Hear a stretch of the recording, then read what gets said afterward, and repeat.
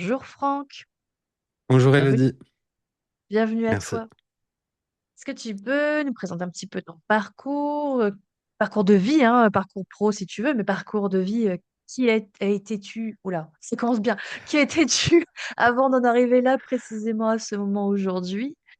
Qu'est-ce qui t'amène là sur Terre? Qu'est-ce que tu peux nous dire sur tout ça? Grande question. Qui je suis?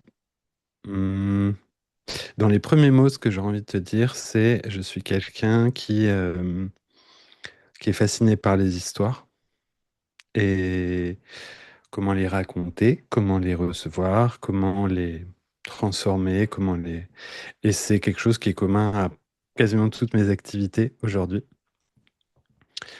Donc raconter des histoires devient une grande part de mes activités et presque de mon identité.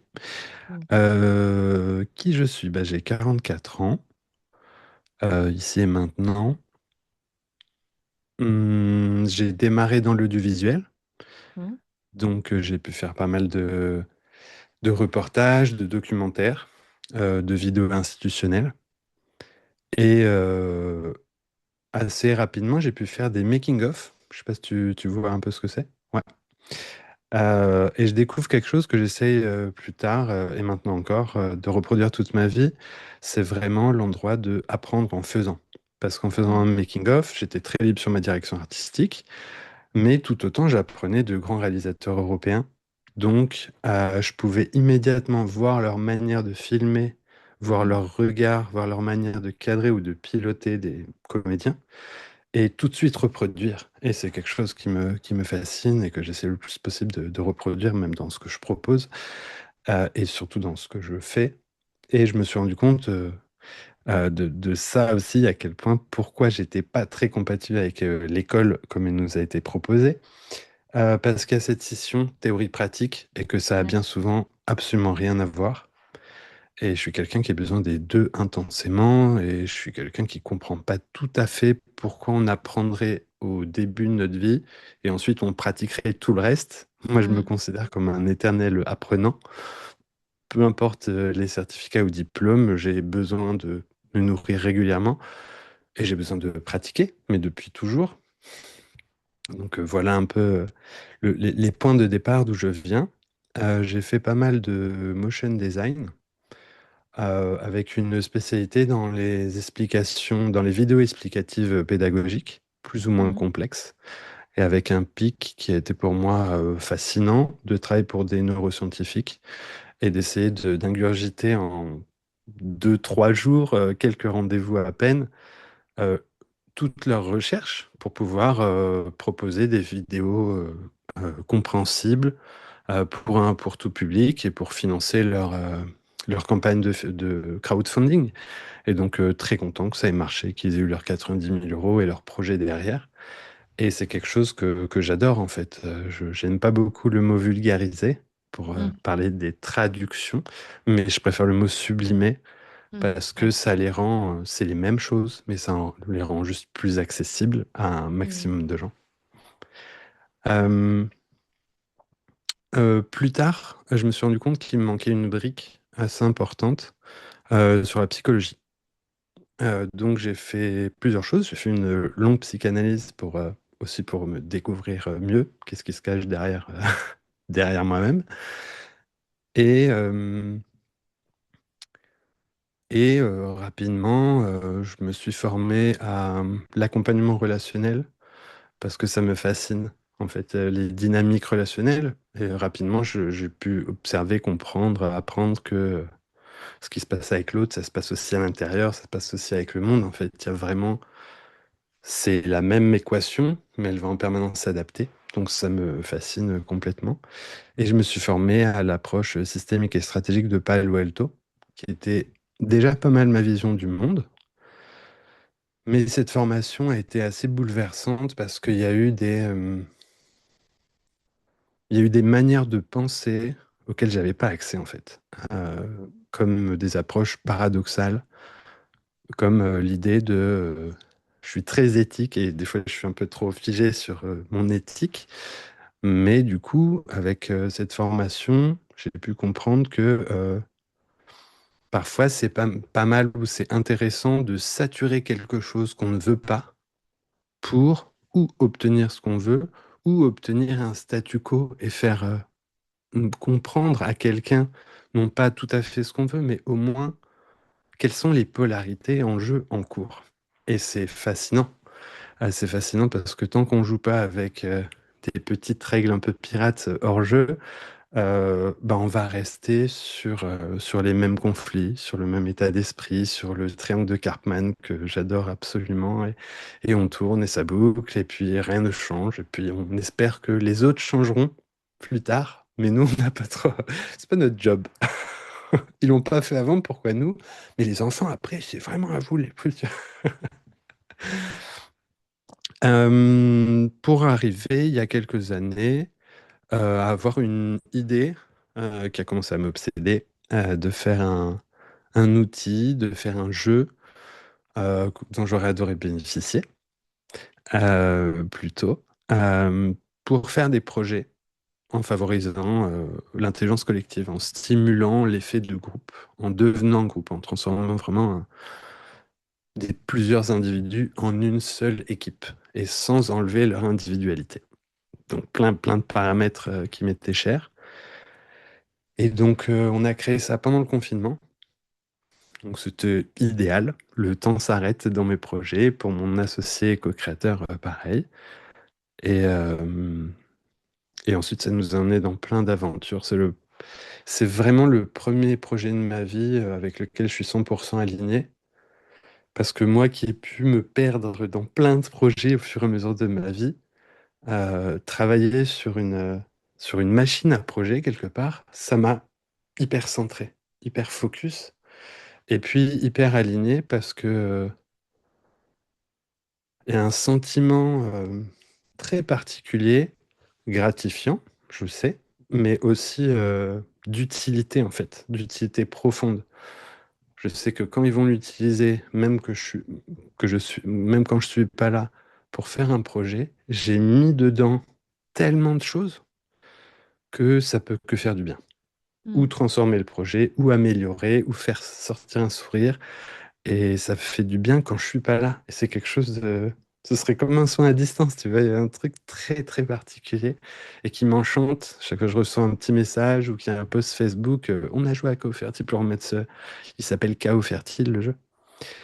On a joué à Chaos Fertile pour mettre au point ce projet. C'est moi qui en gratitude, en fait. C'est moi qui... Il y a mille et une méthodes et s'ils ont utilisé la mienne, s'ils ont pensé que c'était le juste et qu'ils se sont amusés en plus de travailler, je suis aux anges.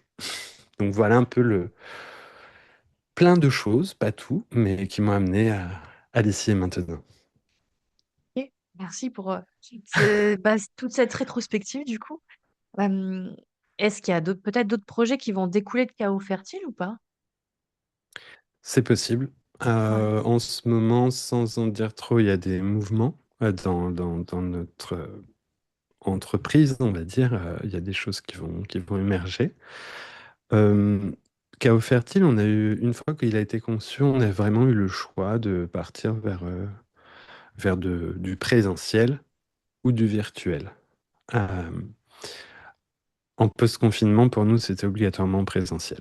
Mm. Les gens avaient trop souffert d'être seuls dans leur petite grotte. Et même pour les équipes distancielles, ils se retrouvent au moins une ou deux fois par an. Et c'est à ce moment-là que c'est vraiment idéal. Donc, on voulait du présentiel. Mais on a été beaucoup dragués, sollicités par plein de partenaires digitaux, sans que ce soit tout à fait mûr encore. Donc, Mm. on a mis du stand-by. J'ai envie que ça reste. Ça va être différent en digital, évidemment, mais j'ai envie qu'il y ait une suite avec sa propre identité, on va dire.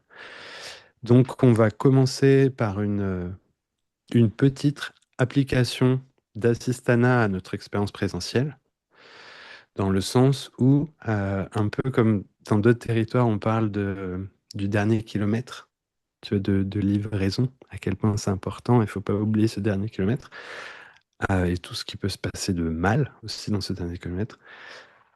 Une fois qu'on a fait l'expérience du jeu, on va finir avec une liste d'actions, mais nous, on voulait aller un tout petit peu plus loin. Donc, le fait d'avoir une application qui va regrouper tout ce qui s'est passé dans la partie et réengager les gens avec leurs mails et les actions à faire et une date dans l'agenda, en fait, c'était comme pousser un peu plus loin ce dernier kilomètre. C'est pas juste Mm. on a joué, il y a un mail collectif qui nous engage. Donc ce serait une première étape et viendra probablement une deuxième étape d'un chaos fertile 100% dématérialisé, on va dire. Et après, on est en prototypage sur d'autres jeux. Bah, sur un jeu sur Carpman, justement, où on essaie de le... euh, on essaye d'avancer masqué, dans le sens où il va être absolument approprié dans les entreprises ou les organisations pour se rendre compte. Mais j'adorerais qu'il arrive d'abord dans les familles. Ce Mm. serait vraiment l'objectif. Donc, trouver quelque chose qui soit suffisamment jouable, agréable, voire Ouais. drôle, caricatural, mais qu'en trame de fond, toujours ce truc de apprendre en faisant, en trame de fond, qu'on se rend compte que toutes les phrases dites dans le jeu, c'est des phrases de tous les jours, qu'on dit en Mm. permanence, et que quand on dit cette phrase, éventuellement, en fait, on a cette posture de persécuteur, de victime ou de sauveur.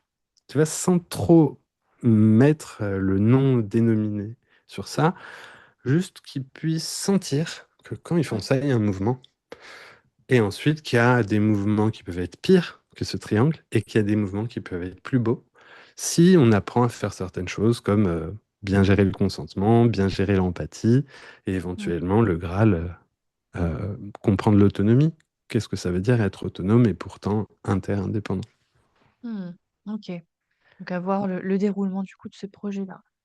Mm. Pour en arriver vraiment au concept fini en fait de Chaos Fertile, donc il y a eu déjà ton cheminement de vie, bien sûr, qui t'a mené à ça. Et pourquoi spécifiquement cette combinaison de mots, tu vois, c'est pas choisi par hasard, donc d'où ça sort? Ouais, le point de départ. Le point de départ, on l'avait appelé codev pour co-développement, qui était l'idée simple, et puis l'idée de appeler quelque chose pour ce que c'est. Hmm. Il y a plein d'objets comme ça qui peuvent marcher. Euh, Nos premiers bêta-testeurs, donc en sortie de confinement, on avait une première version des règles et un premier prototype.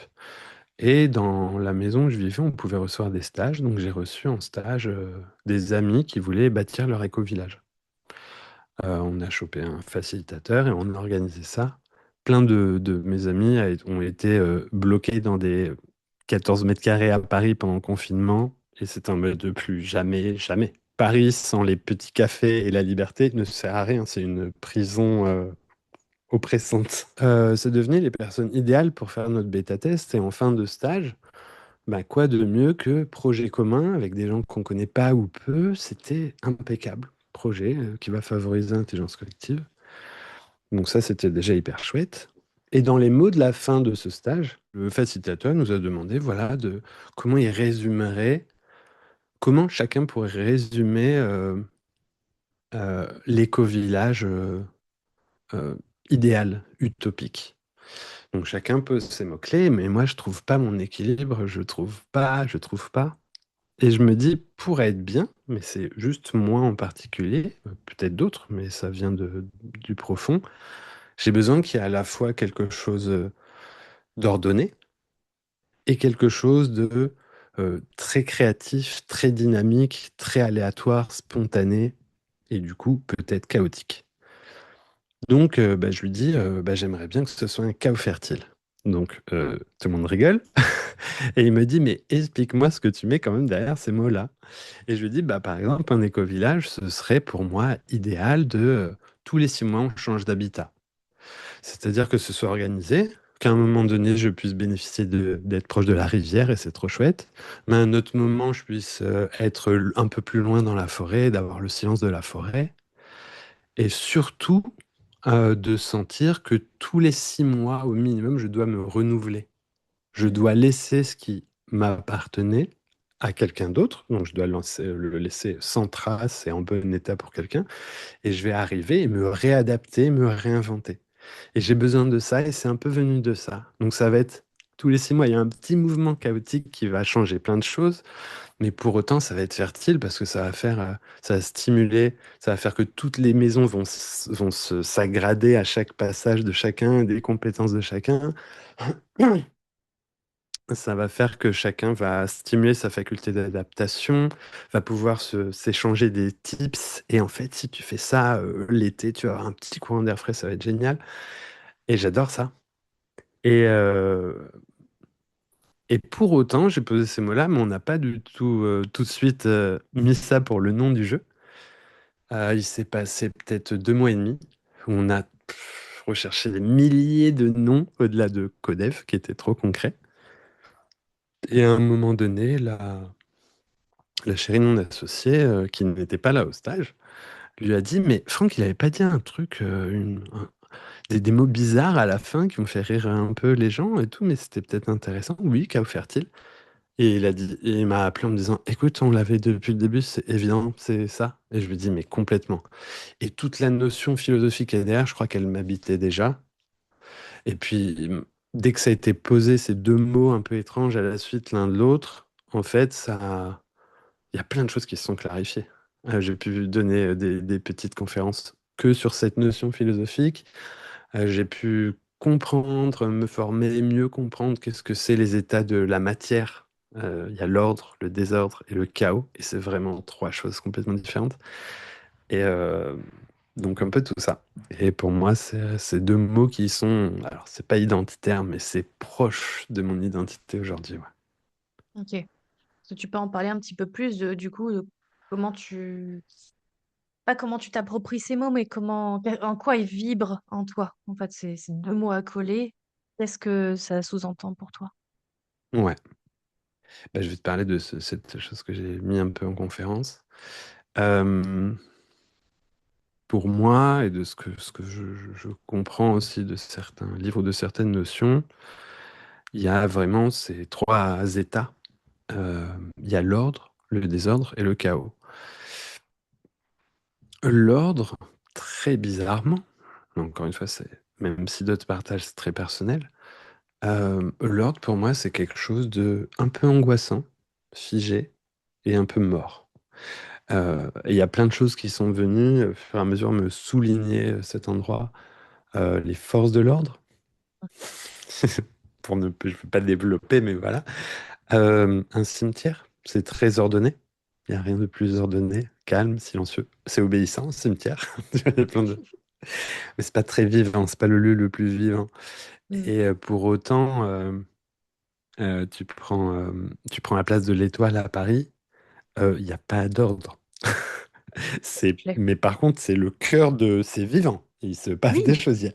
On- Si au lieu de compter les véhicules et les gens, on comptait le nombre d'émotions traversées Mm. au sein de la place de l'Étoile par jour, je crois que ce serait le pic de tout Mm. Paris. Ce serait très élevé. Et tout type d'émotions. Euh, donc, il y a l'ordre d'un côté qui est très utile. Et pour moi, on doit tendre vers plutôt que arriver à. Et c'est à doser, on va dire. Le désordre, pour moi, c'est un chaos stérile. Le désordre, c'est quelque chose qu'on a abandonné, qu'on a laissé arriver et qu'il n'y a pas d'intention. En fait, c'est Mm. c'est aussi la grande particularité. Et je pense souvent à un truc, dès que je l'ai appris, l'image m'est restée figée. C'est que toutes ces industries gigantesques qui fabriquent des textiles très peu chers et que les gens achètent partout sur la planète, bah, il existe un endroit au Sénégal où ils récupèrent ces vêtements après usage. Et ça fait des montagnes et des dunes et des dunes à perte de vue de vêtements, en fait, abandonnés par toute la planète parce que achetés, jetés. Et ça, pour moi, c'est un vrai désordre. C'est quelque chose qui a été créé sans l'intention finale, dans juste l'intention de j'achète tant, je revends tant, je mets tant dans la poche, je suis content, je duplique. Il n'y a pas de vision très très court-termiste. Et là arrive le chaos, et pour moi, il y a deux exemples. Et pour moi, c'est pas toujours, mais quasiment toujours fertile en vrai. En fait, derrière le chaos, il y a comme une intention de donner la vie qui est plus ou moins explicite. Deux exemples, les deux plus grands qui ont donné la vie, le Big Bang. Si on parle toi et moi et qu'on en vit aujourd'hui, il y a eu un mouvement vers ça. Est-ce que intentionnel ou pas? tout est ouvert. Mais en tout cas, de cette explosion hors du commun et qui est encore en cours, puisqu'on parle de l'expansion de l'univers, issu de cet événement premier, en fait, il a donné la vie.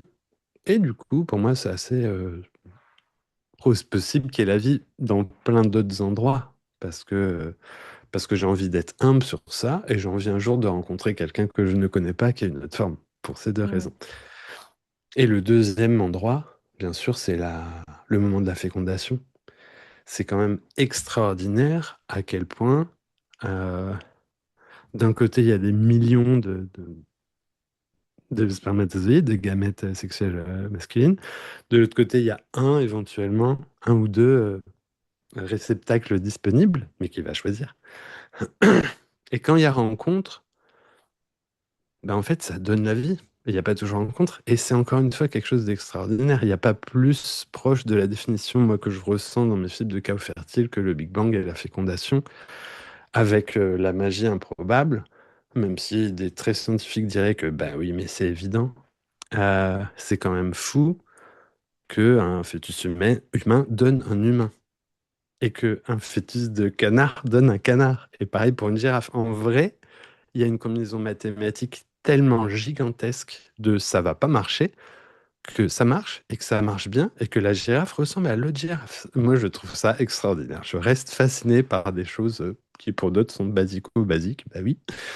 Euh, donc voilà un petit peu comment, quel est le territoire sur lequel je fais vibrer le mot chaos fertile.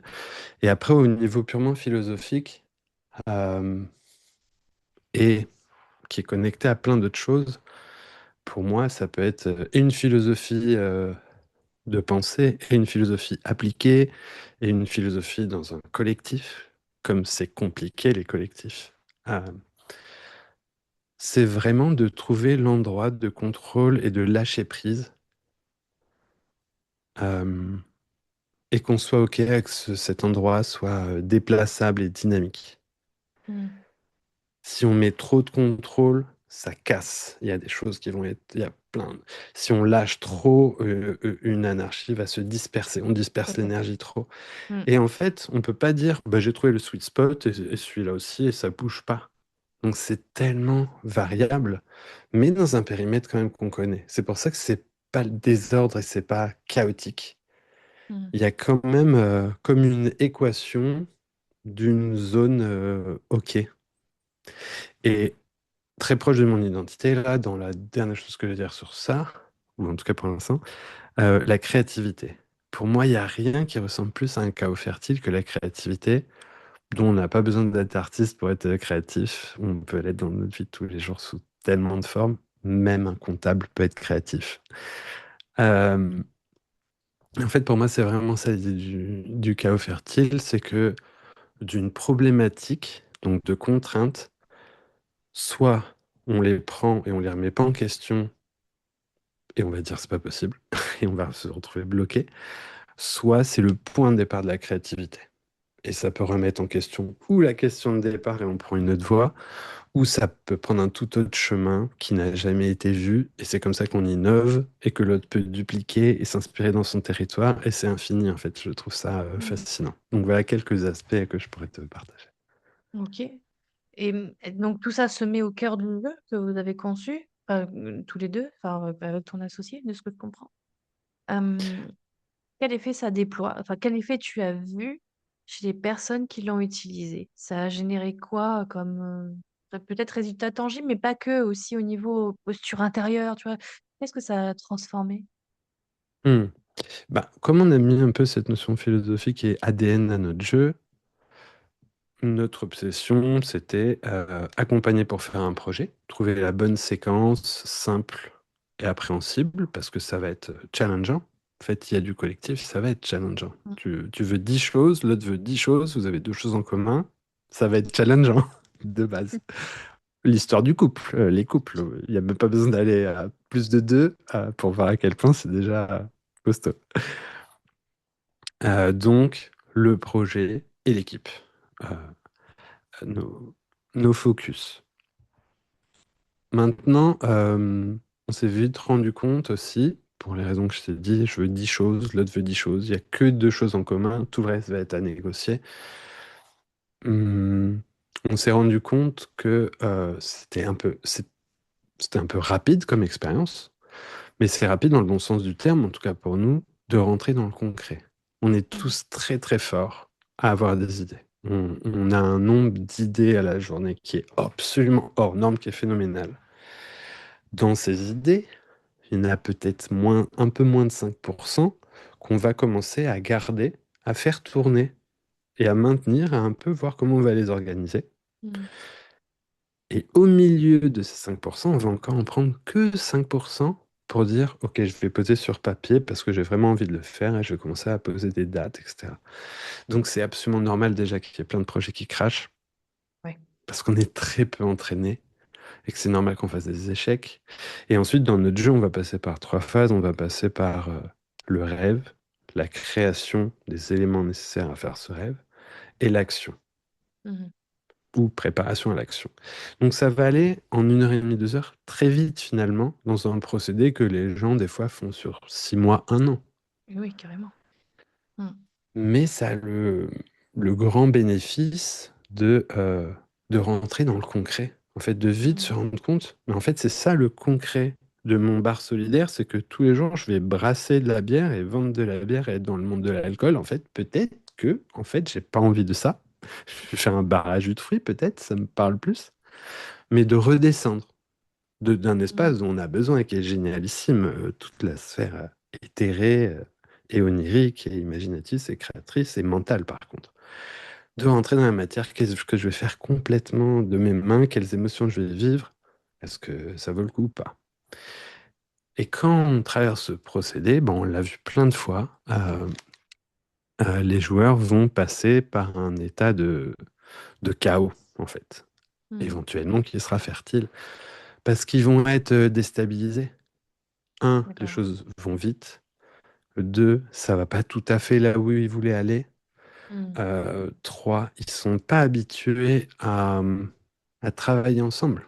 Il y a vraiment le moment clé, notre phase 2 de création, ça ressemblerait à une œuvre d'art artistique et collective.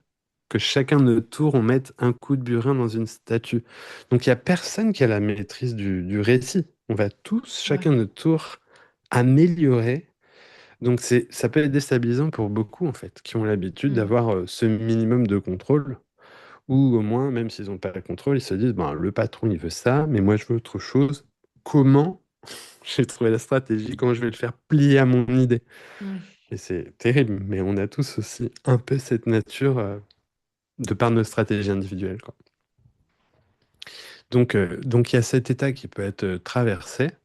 Ok. Et puis rapidement, on a pu voir aussi qu'il y a plein de penseurs divers et variés, contemporains ou pas, euh, qui parlent de qu'est-ce que c'est compliqué en fait de discuter avec d'autres gens que nous, même avec nous-mêmes, et en fait que il y a du chaos dans le collectif, obligatoirement. Et c'est bien ça, c'est de ce chaos, qu'est-ce qu'on va en faire? Mhm. Est-ce que on l'ordonne et on devient totalitaire et dictatorial et on explique comment il faut qu'on fasse et il faut que les autres fassent?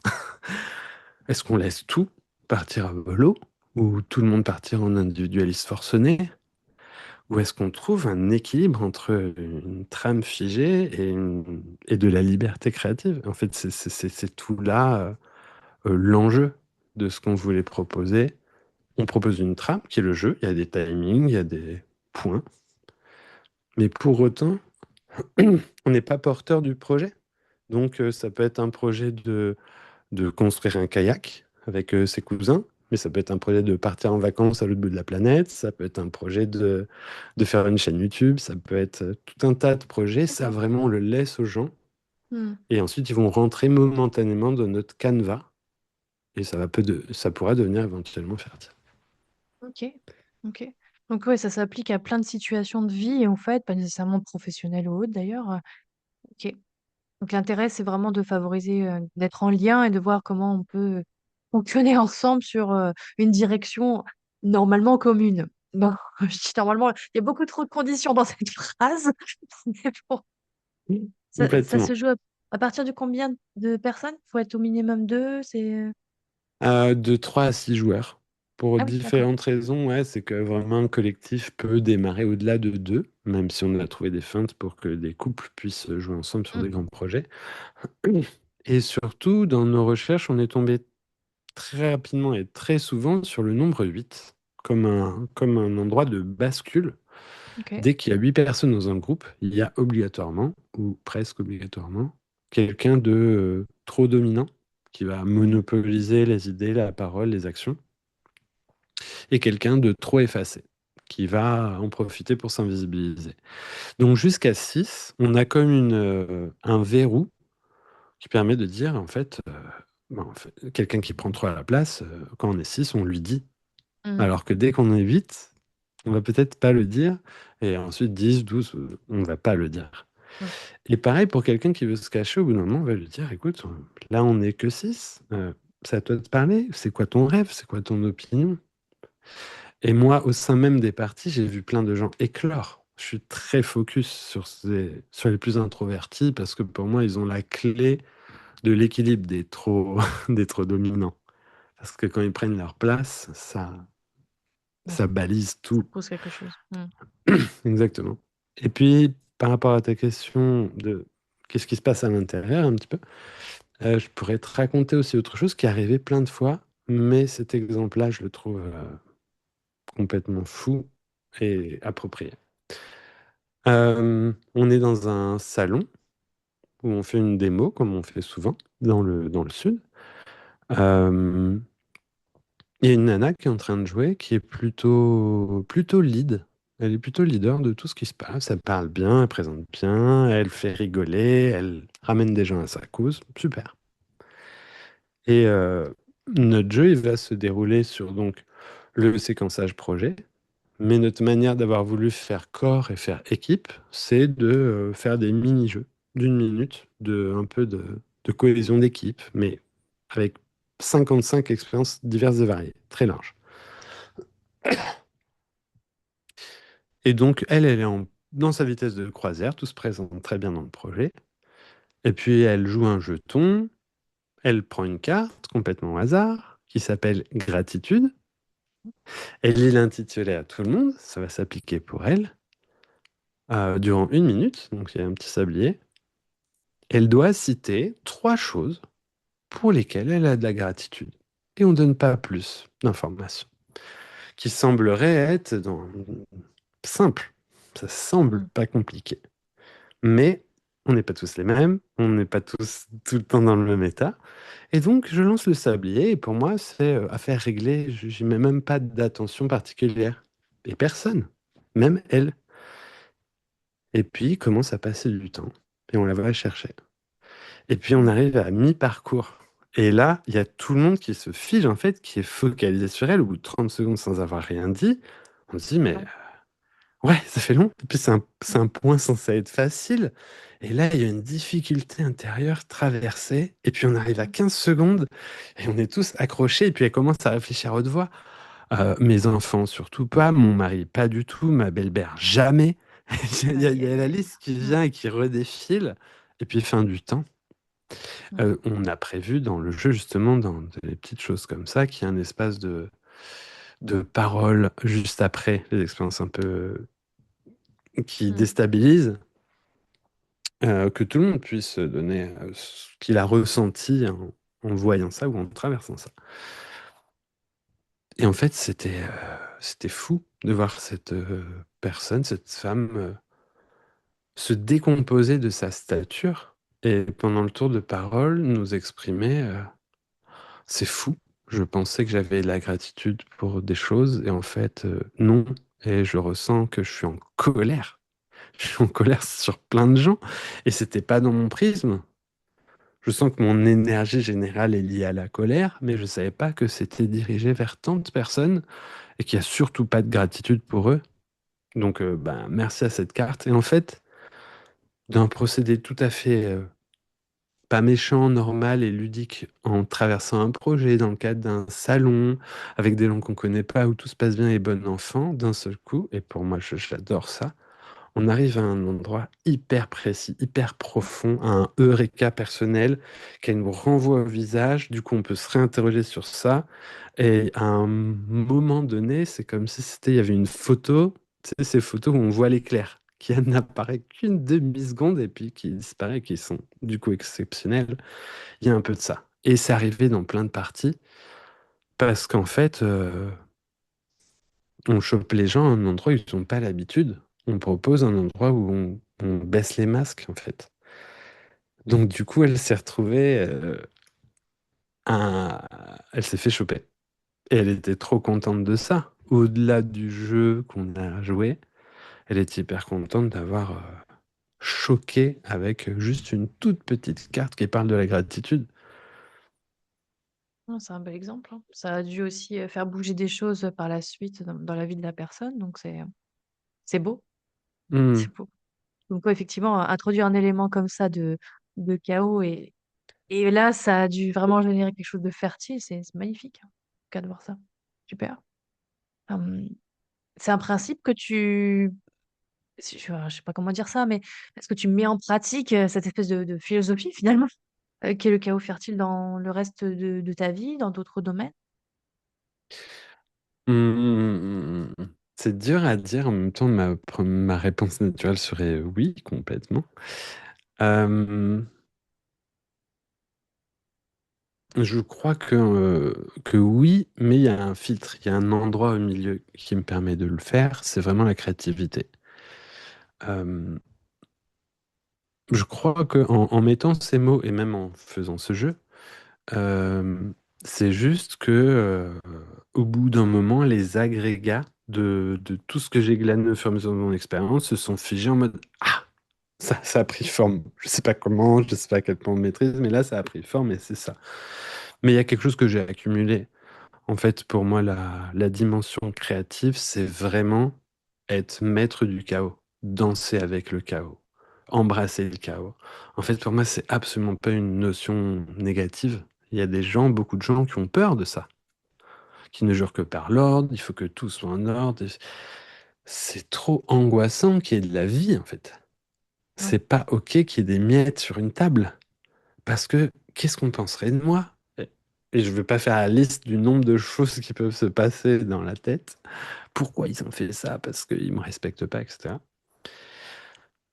Du coup, je pense que ça faisait partie de moi depuis un peu toujours, mais c'est devenu extrêmement précis. Mmh. Euh, dans la créativité, pour moi, il s'agit vraiment de ça tout le temps. Euh, comment poser un cadre? Parce que si on n'a pas un cadre de contrainte, on n'a pas un contenant, on va se retrouver avec une page blanche qui va nous coincer. S'il n'y a pas de contrainte, tout est possible et du coup, on va rien faire la plupart du temps. Dès qu'on a des contraintes, n'importe lesquelles, et plus on en a, plus on devient créatif, ben en fait, ça crée un canevas qui non seulement va nous permettre de dire, OK, ben en fait, si j'ai que ça à dessiner, je sais combien d'encre, je sais combien de couleurs, je sais à quelle distance, tout un tas de choses, mais aussi, je peux dépasser si je veux. Si on n'a pas de canevas, on ne peut pas dépasser et on Ouais, ne c'est peut ça. pas savoir où est l'avant et l'après. Et moi, je suis pour dépasser. C'est très important, ne serait-ce que pour dire où est-ce que je me sens le mieux. Si on me donne ce canevas, est-ce que je vais dessiner sur le mur tout autour? Et ça va être une drôle d'œuvre un peu de pirate. Ou est-ce que je vais dessiner à l'intérieur? Mais sans ce cadre, je ne sais pas quoi faire. Et c'est Ouais. normal. Donc, c'est plutôt dans ce sens-là, dans ma créativité. Et après, à moi particulier, je crois que, je sais pas trop pourquoi, je crois que depuis toujours, je crois que j'ai pas de mémoire, ou en tout cas une mémoire strictement émotionnelle. Donc des fois, je suis en difficulté ou j'ai imaginé que j'avais un Alzheimer précoce depuis toujours. Mais du coup, j'ai compensé avec la créativité. Mmh. Et par exemple, pour te dire des choses vraiment de ma vie de tous les jours, j'ai jamais fait deux fois le même plat. Et ça, j'adore cuisiner. Je suis incapable de suivre une recette, mais je peux m'inspirer d'une recette. Mais par contre, je suis incapable de faire surtout deux fois le même plat. C'est impossible sous aucune forme. Quand quelqu'un me dit, ah, l'autre fois, tu m'as fait des pâtes avec cette sauce, génial. Ce sera pas la même. parce que c'est trop important pour moi de renouveler ça et de pas me laisser figer par mes goûts du moment, parce que j'ai de disponible dans le frigo ou dans les épices ou quand je suis chez quelqu'un et que je fais à manger. J'ai trop besoin, mais bien sûr, au fur et à mesure, j'ai appris des choses. Et il y a des réflexes et il y a des petits trucs que je peux mettre, mais dans plein de plats différents. Mais pour moi, il y a quelque chose que j'ai cultivé, justement, de tenter de, à aucun moment donné, de rentrer dans un procédé industriel, en fait. Hmm. Rester artisanal, rester avec cette part de peut-être que ça va être bon, peut-être pas ouf, mais il y a des chances pour que ce soit hyper bon. Et au fur et à mesure, au début, c'était pas bon une fois sur trois. Et maintenant, je sais que mes stats ont changé de par l'habitude. Hmm. C'est vraiment l'expression du vivant, en fait, tu vois, qui s'adapte en permanence, qui trouve de nouveaux chemins. Bah oui, oui. C'est une belle, Complètement. C'est fascinant de voir les arbres, les ouais. plantes, comment même si tu mets trois planches, comment la plante va chercher la lumière changer. C'est vraiment profondément ce chaos fertile. Elle s'adaptera à chaque fois qu'on met quelque chose devant pour aller chercher la lumière. Hmm. Point. En fait, il n'y a pas de limite à ça. Ou C'est ça. mourir. Ok. Bah, oui, éventuellement, mais et en même temps, même là-dedans, il y a quelque chose qui peut être fertile pour d'autres espèces, et cetera. Enfin, mais comme tu as dit, hein, c'est vraiment, s'il y a pas de contrainte, il y a pas d'adaptation, de créativité, de souplesse, en fait, ça reste figé, quoi. Non, c'est intéressant par rapport à ça. Hem, est-ce que tu vois enfin, si, ouais, excuse-moi, la question va pas être claire si, hop, recentrage. Hem, dans ce que nous vivons collectivement, là, dans notre belle planète, là, Hmm. là, au moment de cette vidéo, on est en 2026, il y a quand même des choses qui changent.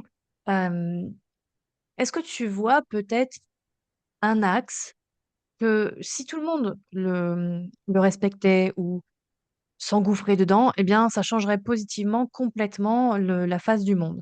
Heu, il y aura peut-être toujours un chaos, mais peut-être plus orienté vers des choses plus vertueuses. Enfin, je ne sais pas comment tu vois les choses, mais est-ce que ça permettrait, est-ce qu'il y a un axe en particulier, une orientation, un conseil ou je sais rien, qui pourrait favoriser ça? Hmm. Tu entends. Merci pour ta question. J'aime bien cette question. Dans ce qu'elle donne plein de pouvoirs imaginatifs et d'envie et d'utopie. Euh, je crois que ça peut être lié au chaos fertile, mais avec un ingrédient en plus. Mmh. Et peut-être même deux, mais on va donner un ordre. Je vais en mettre deux des ingrédients moi, je trouverais ça vraiment intéressant, et on va les mettre en ordre. En premier, je crois que c'est l'empathie. Je trouve que c'est une qualité supérieure euh, qui joue beaucoup avec ce chaos fertile dans le sens où l'empathie au départ, c'est pas la certitude de ce que traverse l'autre ou ressent Ouais. l'autre. Il y a quelque chose de un peu flou quand même. Mais Mmh plus mh. on a vécu des cycles, ou plus on connaît quelqu'un, ou l'être humain, ou les mammifères, plus on va y lire des choses. Et ça n'est pas la vérité, et j'adore ça. Mais par contre, l'humilité de se mettre au service, d'aller se mettre dans les pas de l'autre pour voir qu'est-ce que ça fait, je trouve ça incroyable. Et en Mmh. fait, juste cet exercice d'empathie, de dynamique, de revenir à sa place, de bien le distinguer de la sympathie, que maintenant je Oui, oui. n'aime pas beaucoup, euh, en fait, ça devient comme un élément qui, s'il est saupoudré juste un peu plus, on prend tous une direction radicalement différente et ça devient Mmh. extraordinaire. J'ai l'impression que C'est sûr. s'il y avait ce pouvoir magique, ce serait cette poudre en premier. Et en deuxième, un peu moins, mais nécessaire quand même, ce serait la souveraineté. Dans le sens où, comment distinguer l'amour de soi et connaître bien son territoire, comment le distinguer de l'égoïsme? Et en Mmh. fait, pour plein de gens, c'est des notions floues et inversées et très désordonnées pour le coup, et pas très fertiles, parce que bah, je pense à moi, donc je suis souverain, donc je pense aux autres plus tard ou jamais. Et en fait, ça, je ne crois pas que ça marche comme ça. On peut être Mmh. parfaitement souverain, avoir un territoire et les limites que n'importe qui ne peut pas euh, franchir n'importe comment, pour autant être empathique, pour autant être généreux, pour autant faire des actions envers soi n'est pas être égoïste. Pour moi, l'égoïsme, c'est faire des actions uniquement pour soi. Et Oui, c'est très différent. Le uniquement mhm. change absolument tout, ne pas prendre les autres en compte, en fait. Mais si on prend les autres en compte, c'est pas de l'égoïsme, c'est de la souveraineté et de l'empathie et de la générosité et tout un tas de choses. Donc ouais, je dirais si j'avais ces deux épices, d'abord un peu d'empathie et une touche de souveraineté. Chouïa de souveraineté. Ouais. Ok, Ouais, ça changerait la direction globale. Super. moi je Ça crois bien. reste une belle recette qu'on a testée. Justement, testée. Grande échelle, forcément. Mhm. Ok. Est-ce que tu as des actualités particulières à partager, des nouveautés, bon, peut-être en rapport avec le jeu ou pas, c'est comme tu veux, que tu aimerais partager, ou des espaces sur lesquels on peut te retrouver aussi? Ok, dans le désordre, on peut me retrouver principalement sur LinkedIn. Je suis assez actif et je réponds et j'aime bien la tournure que prend cette plateforme, là où je commence un peu à abandonner les autres, trop pollués de plein de choses. Euh, Dans les actus, je vais plutôt parler de choses qui viennent d'arriver plutôt que celles qui vont venir. La semaine prochaine. La semaine dernière, elle était assez chouette, elle était très intense. J'ai fait deux forums. J'ai fait le forum de la ludopédagogie à Paris 6, où c'était hyper chouette.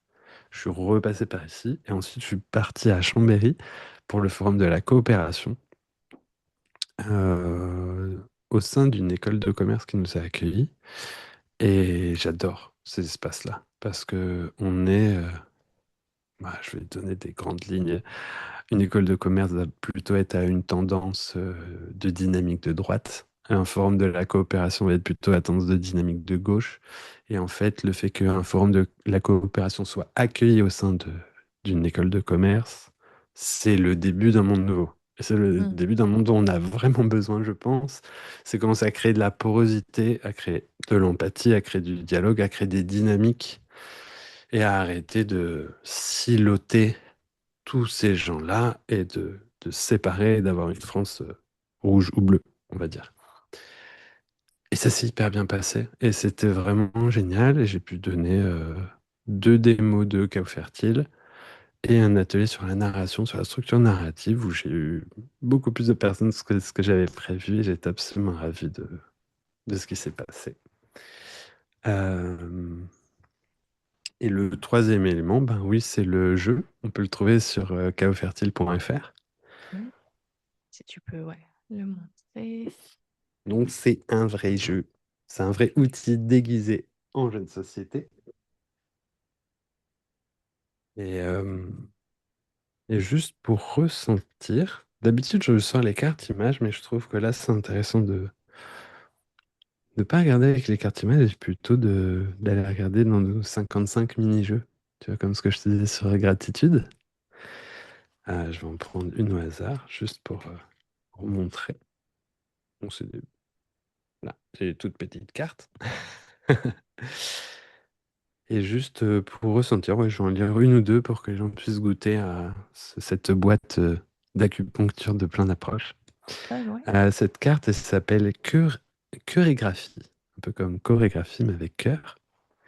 Chantez et dansez en continu pendant 1 minute. Votre équipe doit suivre votre chorégraphie. d'accord. Ok, super. Par exemple, un peu dans le corps. Mais ce qui est hyper intéressant, c'est que des fois, on arrive avec ça en entreprise, dans les organisations. Et il se passe vraiment quelque chose quand, ben, dans la salle où on fait ça, qui est souvent des salles vitrées, ils travaillent. C'est le pôle innovation de l'entreprise de 600 salariés, de tout ça. Et ils commencent à danser dans un atelier très sérieux, qui est Hmm. financé, qui est tout ça. Et des gens passent et observent, fait, mais ils dansent, ils sont payés. Il est 14h30. Il y a tout un tas de choses je sais qu'il se passe beaucoup d'électricité dans la tête des observateurs, en fait, dans leur tête.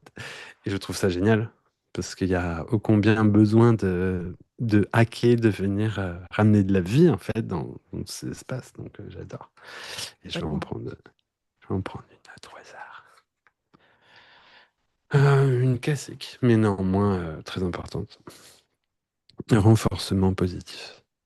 Mhm. Regardez quelqu'un et énoncez-lui une qualité que vous lui reconnaissez.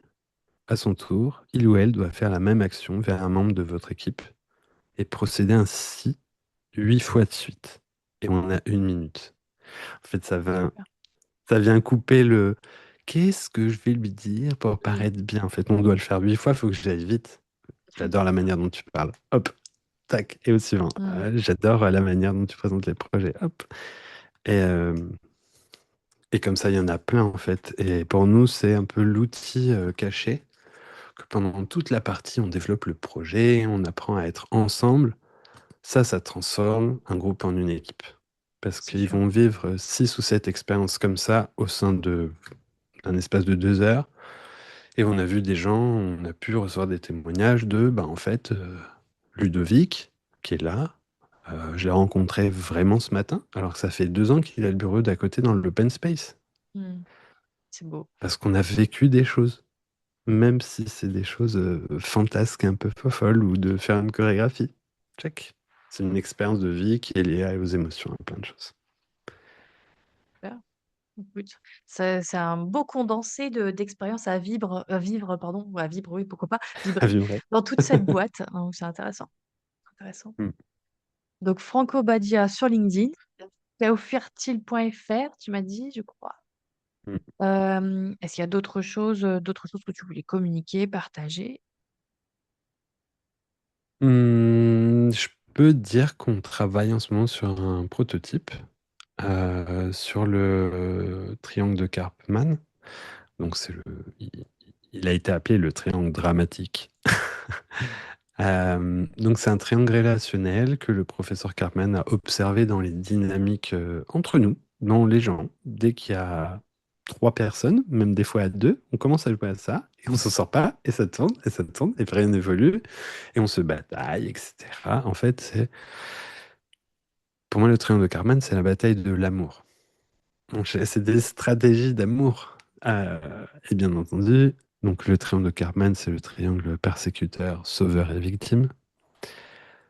La stratégie la plus puissante, c'est la victime, de très très loin, parce qu'elle va avoir un tas d'amour toxique qui va venir de plein d'endroits jusqu'à qu'elle change de stratégie, mais c'est la stratégie sûre. Et en fait, le sauvetage et la persécution, c'est aussi des stratégies d'amour. Donc, on est touchant en tant qu'être humain. Mais il y a éventuellement, avec un petit peu de travail, d'autres manières de recevoir ou de donner de l'amour. Et c'est tout le jeu qu'on va... Et c'est tout l'enjeu qu'on va mettre dans le jeu. Et pour l'instant, ça s'appelle Drama sur les contes. Parce qu'on va prendre des personnages de contes de fées en disant des phrases vraiment de tous les jours, mais aussi pour se rendre compte que la petite fille, elle peut être une persécutrice ultra puissante, et le loup peut être un gentil petit sauveur qui sait pas comment s'y prendre autrement. Magnifique. Et voilà, c'est systémique après. Et on propose justement des maîtrises dans le jeu sur comment on peut sortir de ça. Et tout rapport avec la vie réelle serait pas du tout une erreur. Ouais, il y a aussi de quoi faire, de quoi expérimenter là, ce sujet-là. Hein. Ce qui est intéressant, tu vois, dans tout cet échange, enfin, dans tout ce que tu as partagé, le lien humain, ça reste la constante. Tu vois, c'est vraiment ton fil rouge. Enfin, c'est la relation à l'autre, à soi, sous tous ces aspects. C'est vraiment, ça reste quand même quelque chose que je vois toujours en filigrane, quoi, par rapport à ce que tu partages. Mhm. Écoute, merci beaucoup. Vraiment, merci pour tout ce que tu as partagé. Merci pour ton temps. Et puis, tout est inscrit là, sous la vidéo en termes de liens pour retrouver Franck. Et puis, faire connaissance aussi avec ton jeu, tout simplement. Merci beaucoup, Elodie, pour ton invitation à partager et à me partager. Merci. Avec plaisir, hein, vraiment pour ça. Merci à toi et puis à bientôt, ici ou ailleurs en tout cas. À très bientôt.